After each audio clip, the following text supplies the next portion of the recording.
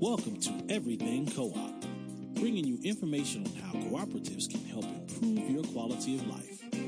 This show is being sponsored by the National Co-op Bank, NCB. The NCB is dedicated to strengthening communities nationwide for the delivery of banking and financial services for the nation's cooperatives, their members, and other socially responsible organizations. For more information on the power of community ownership, visit ncb.coop. That's ncb.coop. Now stay tuned for your host, Vernon Oakes. Good morning, everybody. This is Vernon Oakes. Welcome to Everything Co-op. You know, I've been traveling a lot this summer, going to different places, visiting different cooperatives, and talking to people all up and down the East Coast. It's been a great summer. Back in studio this morning, and on the phone with us is Hnin W. Hnin W. Good morning, Hnin. Good morning, Vernon. Great to be on. Nan. Is that how you pronounce it? Okay. Hnin. Okay. So, Hnin, welcome. And you're the Executive Director of Cooperative Food Empowerment Directive, CoFED. Yes. What is CoFED? CoFED is Cooperative Food Empowerment Directive, and we are a national nonprofit that started in 2011, and we provide young people of color with tools, training, and resources to practice cooperative values and economics for collective liberation through food and land. Well, that's a mouthful. Young people, people of color, okay, to get equality and food justice, understand economics through food and land. Yes. Basically, if you're a young person of color and you're interested in doing something with food justice or land justice in your community, and you want to get together with your friends or your community or your campus and do something about it and work cooperatively, then you can come to CoFED and we can help you get that set up with tools and trainings and resources. And how do they get a hold of CoFED? Well, we're on social media, so you can find us on Facebook and Twitter and Instagram. And you can also go to our website, which is cofed.coop. So that's COFED.COOP. CoFED.coop. COFED.coop. If you are a young person, and then I'm 71, but I'm a young person. So if you're a young person and you want to know about food justice or land justice, and particularly if you're on campus, how many campuses have you been working with? So we started in 2011, and it's 2018 now. So over the course of the past 7 years or so, we've worked with as many as 60 different campuses. Right now, we are in relationship with about 24. So you're in relationship with about 24 campuses right now. Yes. I went on your webpage and I see that University of Maryland, around in this area, we're in the Washington, D.C., Maryland, Virginia area. Have you worked with folks here in this area? Yes, absolutely. So the University of Maryland College Park has an amazing cooperative kind of grocery store / sandwich shop called the Maryland Food Collective. They have an amazing anarchist and anti-capitalist history that goes back to the 1970s. And we've had a couple of teams from Maryland Food Collective come to the Summer Co-op Academy, which we host each year. Wait a minute, that's the Summer Class Academy? The Summer Co-op Academy. Okay, Summer Co-op Academy. Okay. Mm-hmm. So University of Maryland had a couple of groups come to that each year. Yes. And we've also worked with Maryland Food Collective to work on some of their financial sustainability. Okay. How did you get into this? So pretty easily, I think.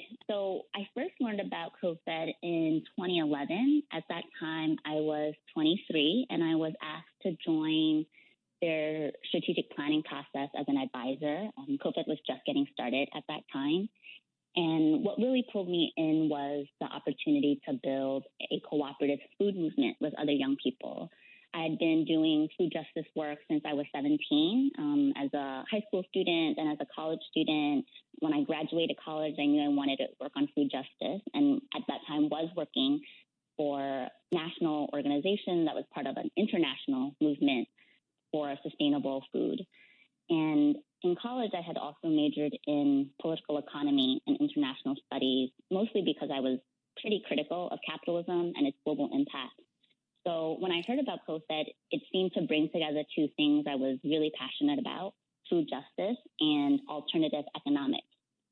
And also around that time, I think, just to give context of what was going on around the founding of CoFED, the second U.S. Social Forum had just happened in Detroit the year before, in 2010. I didn't go to that one, but I had gone to the first one in Atlanta in 2007. And Occupy Wall Street had just started, in September of that year, around that time. So I was pretty ready to throw down and build another world that, Okay.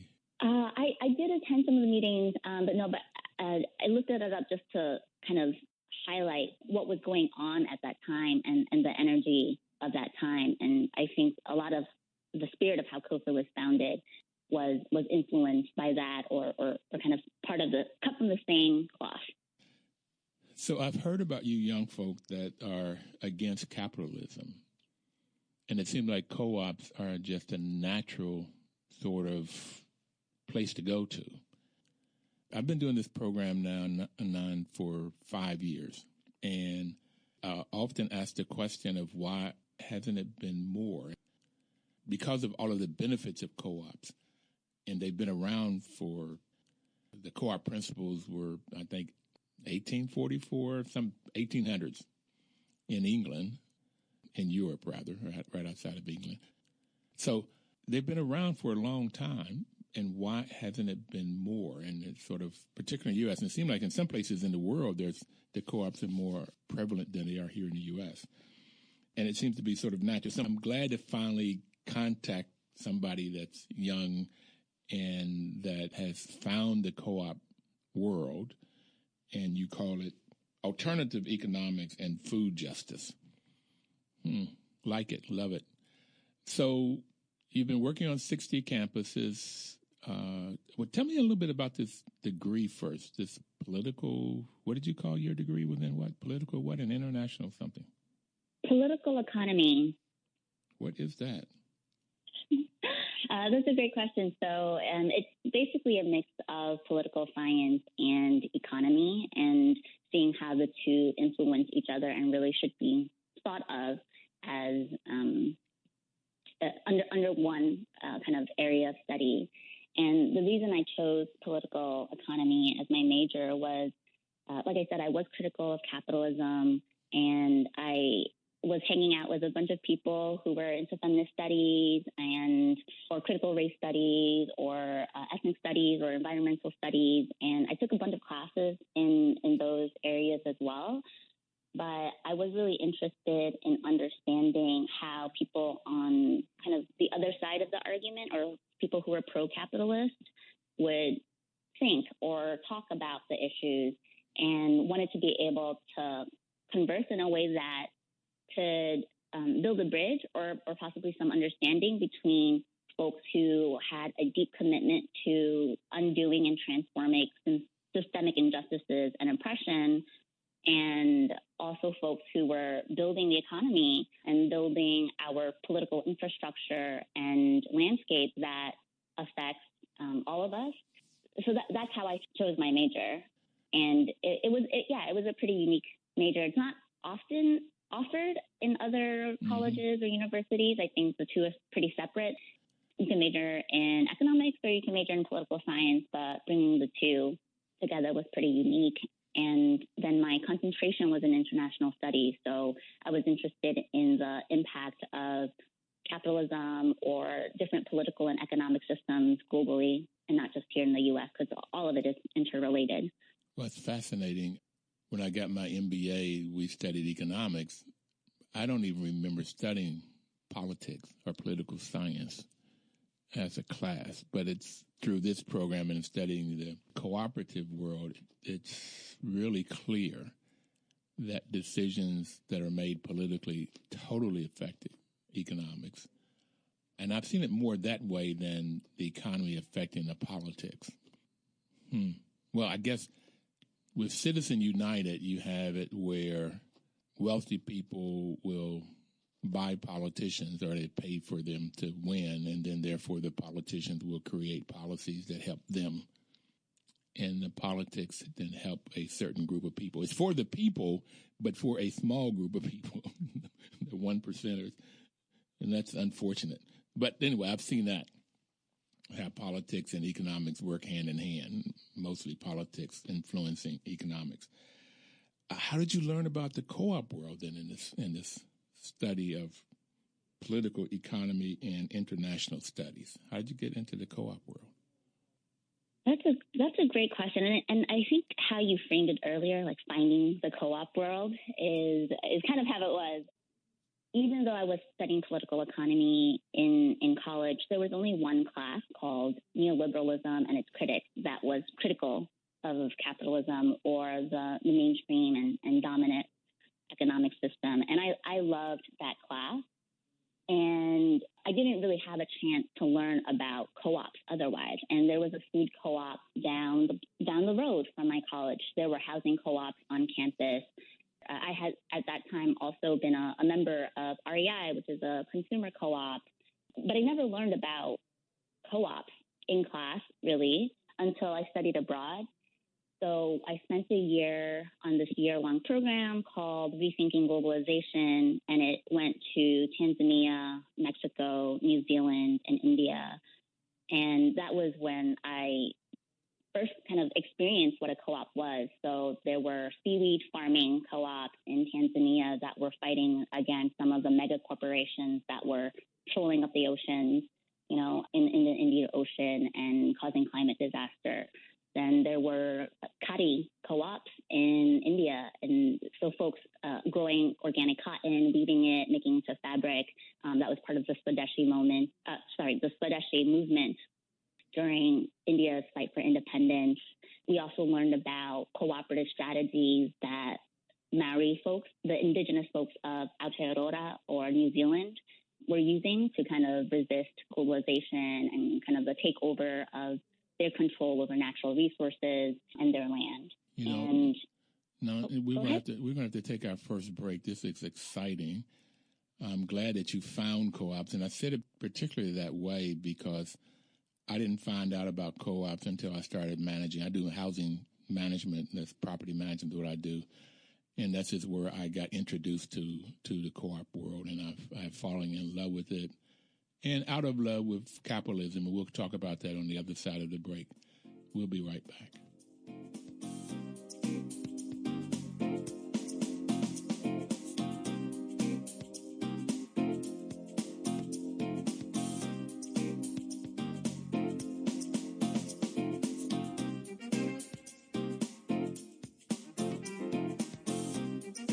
Washington, D.C.'s News Talk, 1450 AM WO and 95.9 FM. Information is power, and that is the reason that WL makes a great partner in this program, because the National Co-op Bank is sponsoring this program to give you information about co-ops. As we were just talking to Nan, most people don't know about co-ops, so we want to let you know about co-ops, let you know about the benefits of co-ops, so that you may go out and start your own co-op or find a co-op to join and get the benefits of this whole cooperative world. So we were talking before we took break about capitalism, and you took this class and you liked it. Neoliberalism is what you called it. What are some of the things that you learned about why you dislike capitalism? Yeah, there's a lot. I think one is that people own capital, so they own the resources, right, to make something, right? Let's say a grocery store. So they own the capital, they give the capital, and then anything that is generated from that food store or that grocery store goes back to the owners of that capital. So the workers who are actually in the store every day, or the farm workers who are, picking the food, growing the food, the distributors who are driving that food over, maybe the folks who are processing, all of the people who are actually working in the food value chain aren't actually compensated with the fruits of their labor. And that actually goes against some of the political ideology that we have around people's right to own the fruits of their own labor. So I think it's a system that's kind of set up for folks who have something already to have even more at the expense of folks who, by pure lottery of birth, right, were not born into having something or having less than 1%. This seems to be the age-old conflict. So you go back to slavery, or in Europe you had a feudal system which came over here. You had the haves versus the have-nots. You have the landowners, the land barons against the slave. You have this all the way down. And then you have the capitalist against the workers. So you have the laborer against the capitalist. And it seems like there's always this struggle of who gets the benefits from the work that's produced, from the productivity that's produced. And why I like co-ops, now let me ask you this. You talked about what capitalism is. What I didn't hear you answer to me is why you dislike capitalism. Yes. Where do I start? So just to have a little bit of context, I'm a 1.5 generation immigrant from Burma. My family came to the U.S. when I was 4. And when I came to this country, I grew up under the poverty line, and I had a bunch of different kind of intersecting experiences as a queer person, as an immigrant, as a person of color. And it seems almost intuitive. I understood from a very early age that there were deep injustices in the world. And I spent my entire life basically challenging systems of oppression that either I was facing and confronting, or systems of oppression that my friends and my community was confronting. So I didn't learn about capitalism per se until I went to college, and it became the name of this larger system and this way of thinking, and in fact, even a culture that seemed to be at the root of a lot of the problems that I had experienced in my own personal life, and that my community was experiencing as well. So, for example, my parents who are brilliant and speak multiple languages and are literate in multiple languages, when they came here, they found work as a restaurant dishwasher. So my father washed dishes in Chinese restaurants for 20 years and was paid about $4 an hour for about 20 years without any health care, without any vacation time, really, and worked 6 days a week. My mother had found work in a sweatshop for some time when we first came. She also was a domestic worker. She held a bunch of minimum wage jobs. So she was a library clerk. She was a cashier. She did customer service. So I saw how hard my parents worked. And, while raising 2 children, my sister and me, and they didn't really see the benefits of their hard work. I mean, they worked really, really hard. And so I knew something about that wasn't right. And I think learning about capitalism just gave me kind of the language and framework to think about some of the systemic issues. And I think there's a way that capitalism also compounds, right, or might even be at the root of many other systems of oppression, right, like colonization or patriarchy, white supremacy. These things are all kind of interrelated. And so in a capitalist world where we're not really taking care of each other, right, and where there's one very clear line of exploitation, actually multiple lines, right? You're exploiting workers, so you're exploiting people and communities, but you're also exploiting the earth. There's this idea under capitalism that nature and Mother Earth is for commodification, and that you can own something like land, you can own something like the ocean, you can own living beings, you can own animals or mountains and mine it, and without restrictions, right? That these are all kind of materials, inputs that go into your system. So Yeah, I think it was intuitive for me through my lived experience to understand that capitalism was not a good thing. Okay. So it wasn't kind of a wake-up call like, oh, capitalism is bad. It was just, oh, all of these things are bad for us as people, and here's one of the root causes, and it's capitalism. You said that so well. Thank you. I'm glad I asked you that question. Growing up in the South in the 50s and the 60s as an African-American male, I experienced racism, capitalism at the root of it. My father worked on a railroad as a miner. He worked on a railroad, and my grandfather worked in the mines. My mother went back to school because she was not working with 6 kids. And then she went back to school and got a degree and started teaching. And our whole family education was preached. Get an education, get an education, get an education. For a whole lot of reasons. And one was that the white man could not take that from you. They couldn't take that knowledge from you. But they did not talk about so much of what you can do with knowledge and get the knowledge and how you can expand your view as you did in college of what capitalism is and how it functions. Now, capitalism is very, very good in the sense that it helps some people. Okay. But and that's the 1%ers, the 2%ers, the ones that really have money, the ones that have capital. That's what capitalism helps. And it doesn't help the rest of us. As a matter of fact, it exploits, using your term you use. It exploits the laborers. It exploits the masses of people. And co-ops are just the opposite. So what did you find about co-ops and what made you really delve into and want to teach other people, particularly young people and people of color, is what you said earlier. What made you get into, what's so exciting about this co-op world that you like?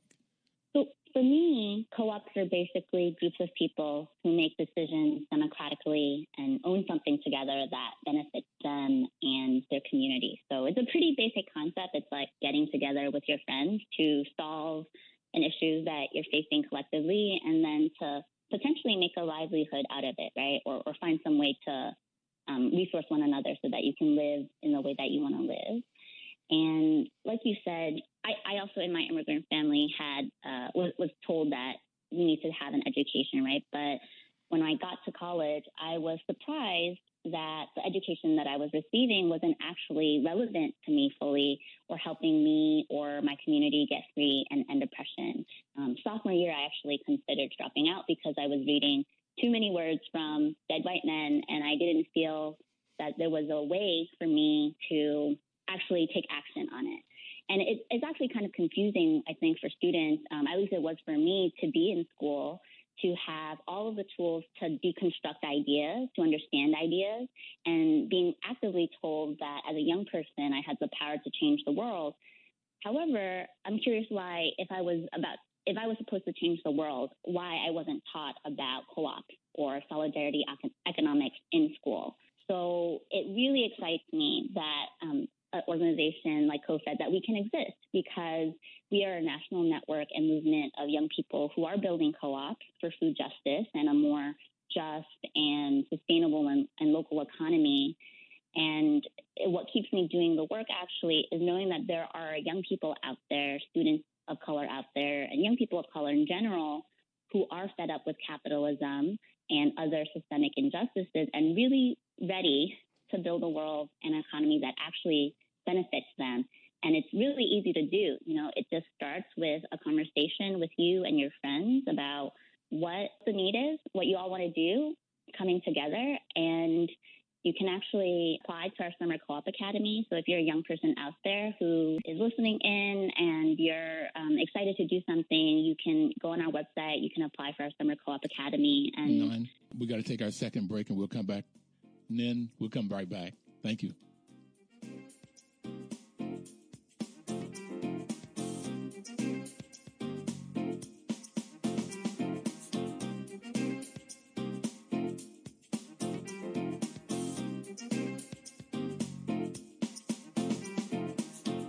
Washington, D.C.'s News Talk, 1450 AM WOS and 95.9 FM. Welcome back, everybody. This is Vernon Oakes, and the program is Everything Cooperative. It's sponsored by the National Cooperative Bank. NCB's mission is to support and be an advocate for America's cooperatives and their members, especially in low-income communities, by providing innovative financial and related services. And they do a wonderful job. And today we have Hnin W, who came to the U.S. from Burma. Her parents brought her over here when she was 5. Went to college and found out about co-ops when she traveled the world, going to Tanzania, Mexico, New Zealand, and India. Found out about co-ops, and really through life experiences in America, knew that there was something wrong with our capitalistic society, and studied political economy and international studies. And then when she found out about co-ops, she's working as an executive director of the Cooperative Food Empowerment Directive, CoFED. And they help young people of color, to start food co-ops and other co-ops. And it's an absolute pleasure talking to you today. You're brightening up my day here. You're brightening up my week, my month, my year. So you learn about co-ops. Oh, I like the quote you said when you were in college, you were studying books by dead white men, and they weren't teaching you what you needed to know. I wrote that quote down. Okay. And they told you can change the world, but didn't give you the tools like co-ops that would help you work together to change co-ops. So right before we left, I want you to go back and give your webpage and tell folks out there how they can get a hold to you, particularly if you're a high school or a student, young person, and you really want to know about co-ops and you want to learn about it. Webpage is what again? The webpage is CoFED.coop. So that's CoFED.coop.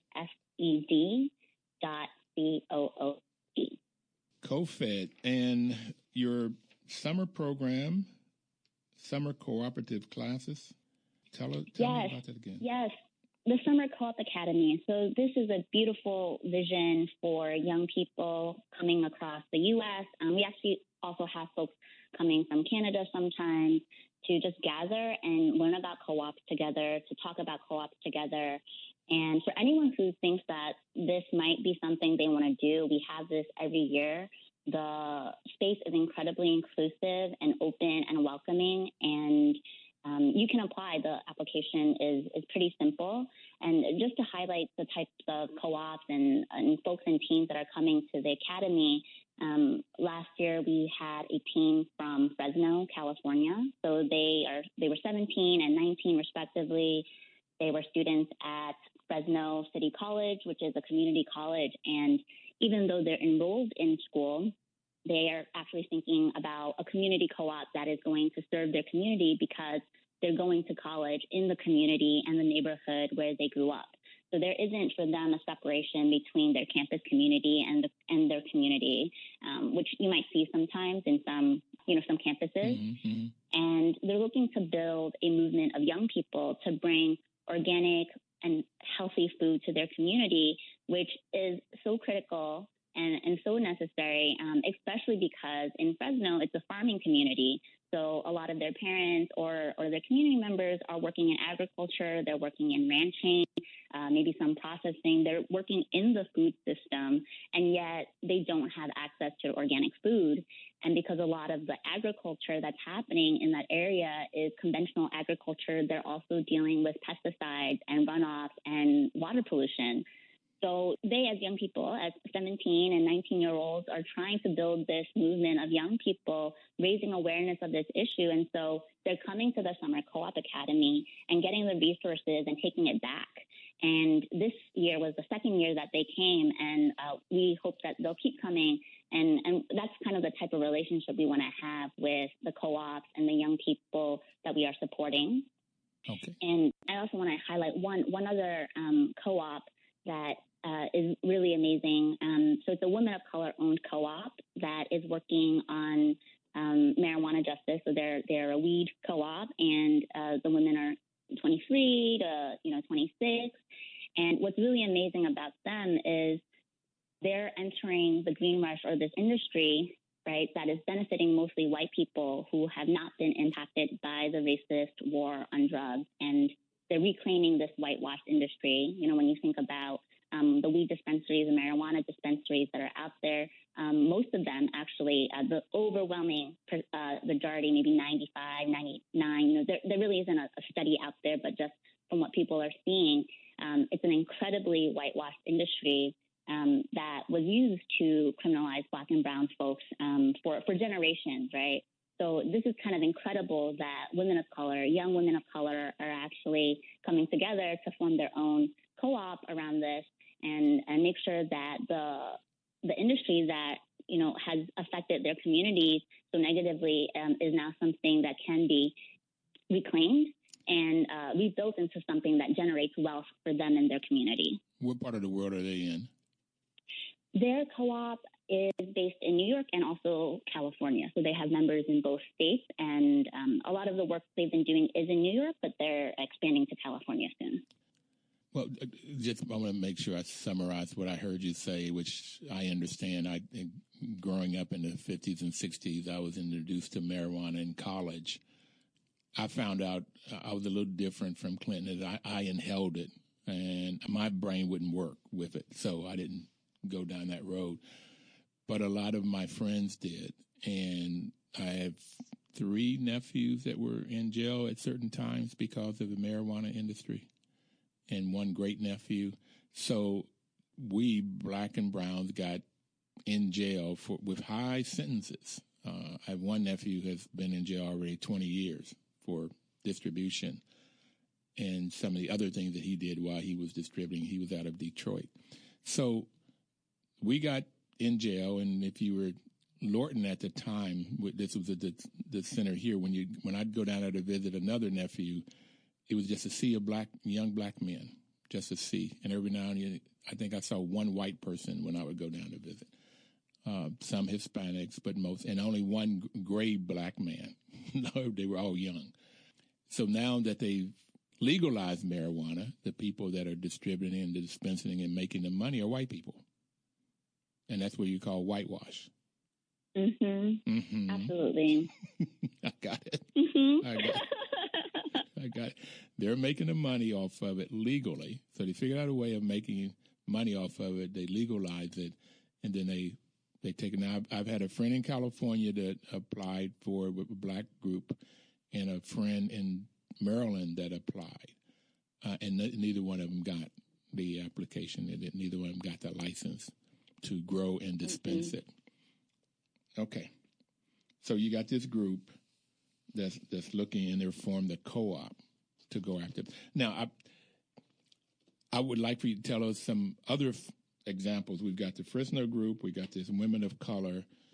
The Fresno group is organic and healthy foods.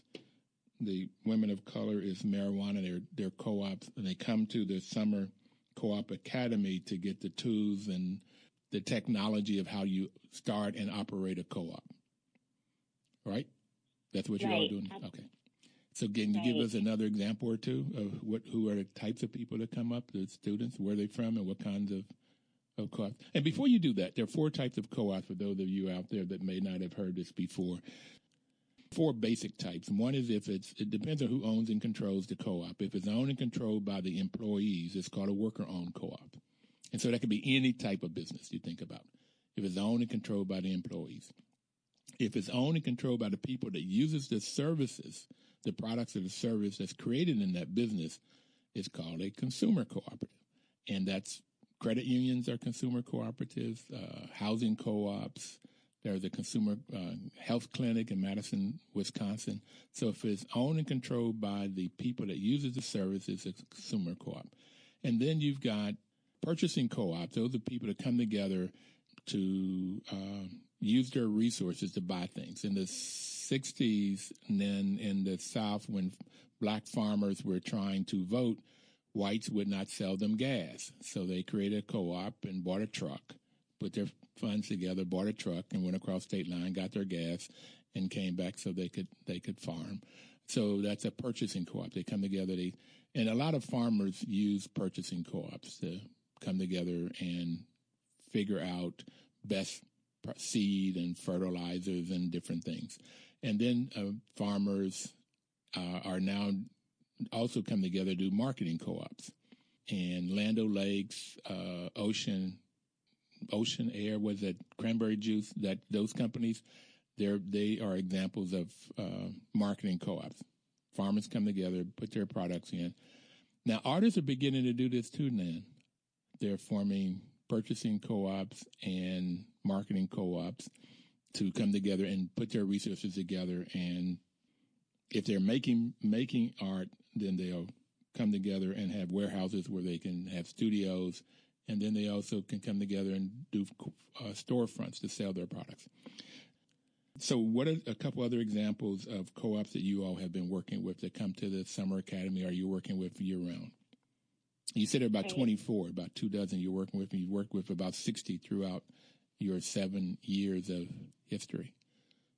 Right. So currently we're consulting with a group called the Flaming Eggplant. It's a student-run cooperative cafe at the Evergreen State College, which is located on occupied Nisqually and Squaxin land in Olympia, Washington. And they've come to the Summer Academy this year. So, yeah, they came to the Summer Academy this year.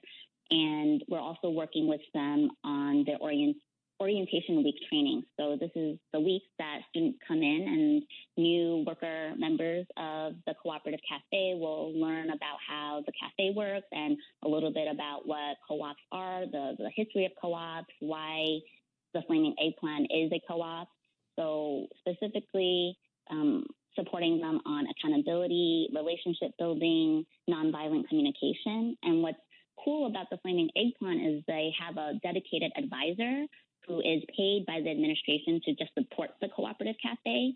And that advisor is an alumni of the Flaming Eggplant, which is really great. And this makes a lot of difference if you are going to start a co-op on your campus because you have somebody who is dedicated and committed to helping to connect your experiences as a student working in the co-op with clear learning outcomes. And I think that's something that is a benefit to having a co-op on your campus is that you actually learn a lot. So students are learning how to run a business, they're learning how to work together, communicate well, how to keep yourself and your teammates accountable, and also how to consider the social impact of your business, right? Are you sourcing ethically, or are you sourcing from farmers of color? Are you sourcing from vendors that pay their workers well, or are cooperatives themselves? So these are all kind of highly transferable skills and knowledge sets that are necessary for building an alternative economy, a new economy, or a solidarity economy. And so that's one of the co-ops that we have a long-standing relationship with. Actually, one of CoFED's early founders and organizers is also alumni of the Flaming Eggplant, and they're still around at CoFED today.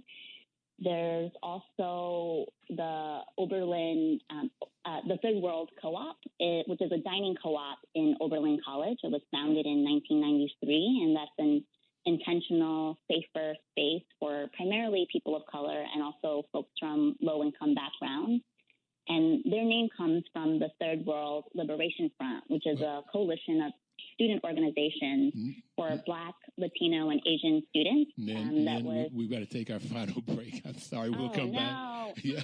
Okay. We'll take our final break. We have another 12 minutes on the other side of it, and I want to come back and talk about this Food World Co-op. We'll be right back. Please don't touch that dial.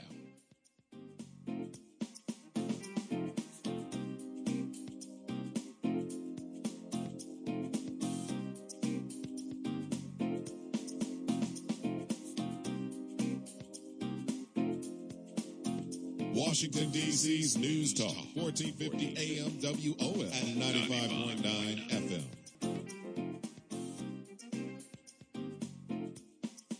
Welcome back, everybody. This is Vernon Oakes, and the program is Everything Cooperative. We have Hnin on the phone with us, who's the Executive Director of the Food Empowerment Directive, the Cooperative Food Empower Directive, which is CoFED. And if you wanted to find them, you can go to their webpage, which is CoFED.coop, CoFED.coop. And you were talking about the Food World Cooperative when we took our break, Hnin. Can you tell us more about that? Yes. So the Third World Co-op. And their name comes from the Third World Liberation Front, which was a coalition of student organizations for Black, Latino, and Asian students at San Francisco State University that was formed in 1968 to demand campus reform, including the addition of ethnic studies to the school's curriculum. And so what's amazing about this co-op, Third World Co-op, is that it's not just providing great food for a community.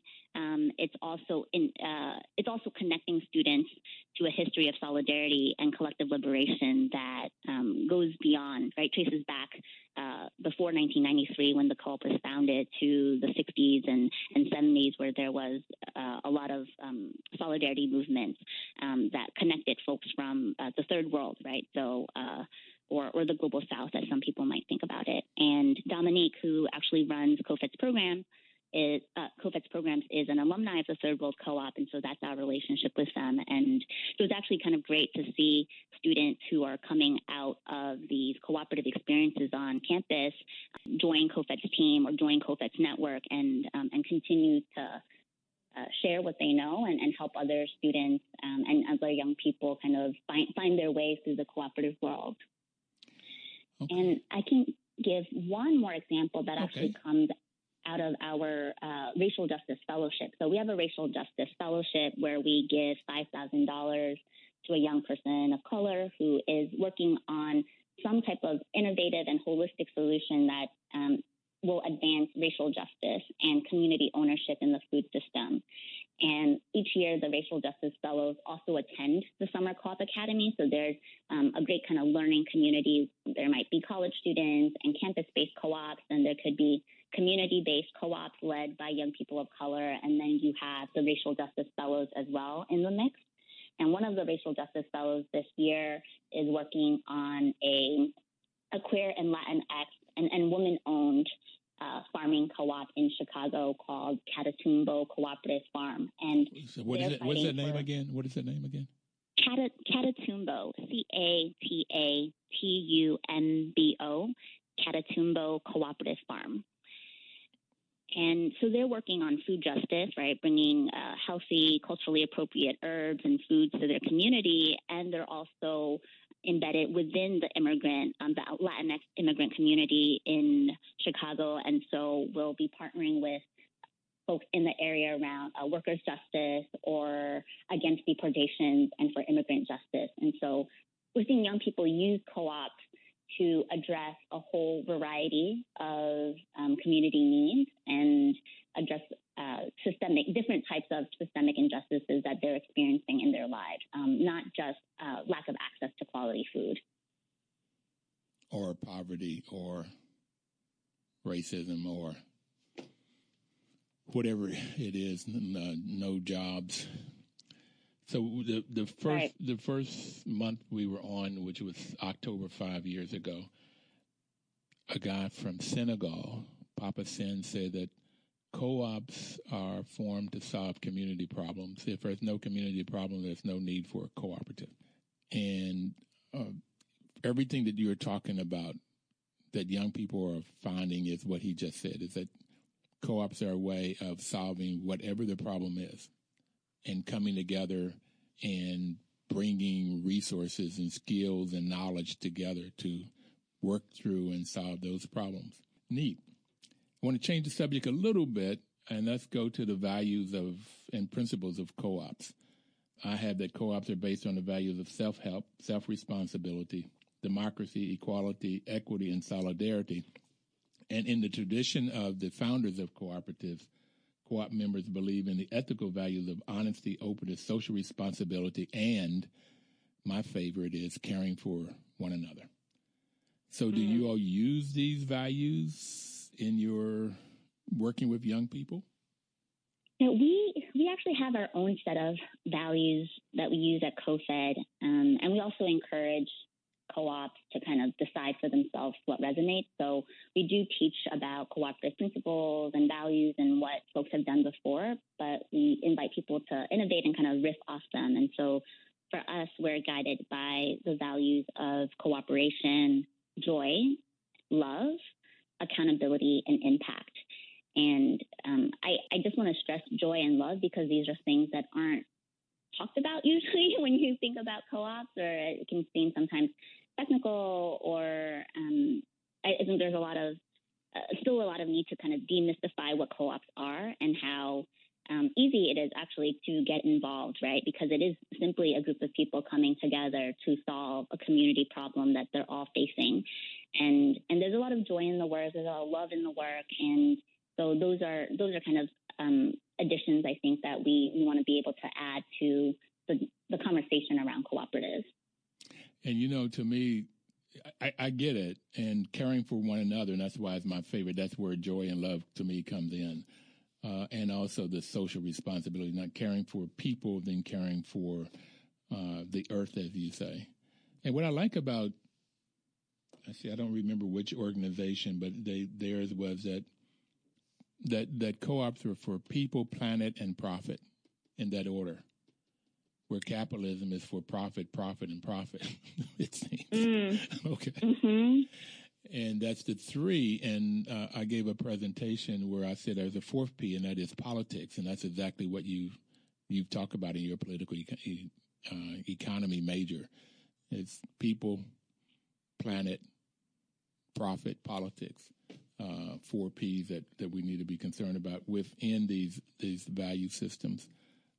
And then there's the cooperative principles, which I don't want to go through, but I really wanted to understand what the values that you are working under, because it would be great if our politicians worked under values of honesty, openness, social responsibility, caring for one another, joy, and love. That would be great. Mm-hmm. That would be absolutely great. So, do you love what you do? Yeah. Yes. I took a break in 2016. I actually had to leave the U.S. for some time because it just wasn't working, and I needed to kind of reset and understand what was happening in this country. And when I came back, I was really influenced by some of the struggles and movements that I had seen around the world that were fighting for indigenous rights, women's rights, workers' rights, and environmental rights, or the rights of Mother Earth and the planet, and looking for a space that would allow me to be part of decolonizing education. And so what I mean by that is a type of education that is not set up to serve the status quo, right? So many times people are taught in school, right, from K to 12, and then if you go on to college, you're also taught that the way to be successful in this country or maybe even in the world is to be able to get a job, right, within capitalism, right? And you just kind of keep your head down and you keep doing what your boss tells you to do, right? And that to me is a really colonized way of thinking about the world. And there are so many different other systems that people have set up, right, to govern themselves, to provide housing for themselves, to provide food for themselves, security for themselves, to provide all the things they need, right, to live a joyous and wonderful life. And there wasn't really a place I couldn't find a lot of other organizations that had that space, and that was this open container, right? So yes, absolutely. I'm still invested in CoFED after 7 years, because I think there's something magical about the cooperative movement, and there's something magical about working with young people who are so bright and so smart and really open to just questioning and unlearning the status quo, right? Who are not tied into these systems so much yet, right? And are willing to kind of question how we can do things better. How can we do things in a more loving way? How can we do things more joyfully? How can we do something that really feels true and liberatory for us, right? And how are we going to get free together, right? So yeah, it's definitely work that is that feeds that feeds me every day. Wonderful. We've got a minute left, so that was a great way of ending it. But you have anything else you want to leave for folks? Any other comments? Yeah, I would just say that anyone can be a cooperator. I know that sometimes it can sound daunting or scary, but if you're a young person, if without a degree or with a degree or in college or not college, and you want to start a co-op, seriously, just reach out. We're happy to have a conversation. We're happy to answer questions, and we'll make it happen together. And they reach out by going to your webpage? Yes. You can reach out again by going to CoFED.coop. So that's CoFED.coop. When is your summer academy next year? I assume we missed it already. It'll be in July or early August of next year. And if you come onto our website now and you sign up for our email list or follow us on social media, you'll be able to find out about the applications for both the Summer Co-op Academy and the Racial Justice Fellowship. And remember, that fellowship is paid. Okay, we're going. Thank you so much, Hnin. It's an absolute pleasure. Everybody have a great week and live cooperatively. Washington, D.C.'s News Talk, 1450 AM WOF and 95.9 FM.